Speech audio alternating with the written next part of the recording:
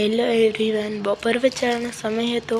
મેં આવા કેટલાક સમયથી આવા રેપર અને થોડાક પાઇપિંગ બેગ બચાવ્યા હતા. એને મેં રિસ્ટાર્ટ કર્યું. પહેલાં આવા પાઇપિંગ બેગ અને રેપરને પાણીથી ધોઈ નાખ્યા અને આવા રેપરને રિસ્ટાર્ટ કરવા માટે ઉપયોગી બને તેવી રીતે મેં બનાવ્યા.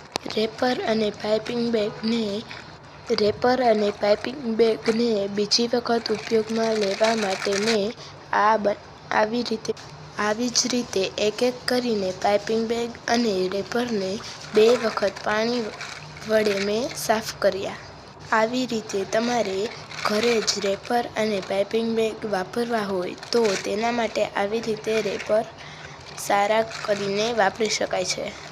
પછી મેં સૂર્યના કડકડતા તડકામાં મેં સુકાવ્યા. બપોરનો સમય હોવાથી પાઇપિંગ બેગ અને રેપર જલ્દી સુકાઈ ગયા હતા.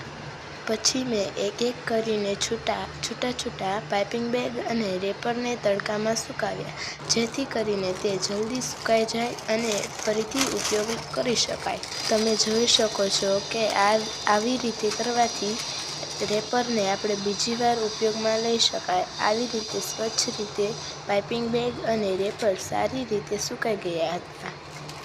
5 મિનિટમાં જ આ બધા જ રેપરો સારી રીતે સુકાઈ જશે. આમ તે જલ્દી સુકાઈ જાય ત્યારબાદ આપણે ફરીથી ઉપયોગમાં લેશું. 5 મિનિટમાં જ આ બધા રેપર અને પાઇપિંગ બેગ સુકાઈ જશે. ત્યારબાદ મેં આ બધા જ રેપરોને લઈ લીધા હતા.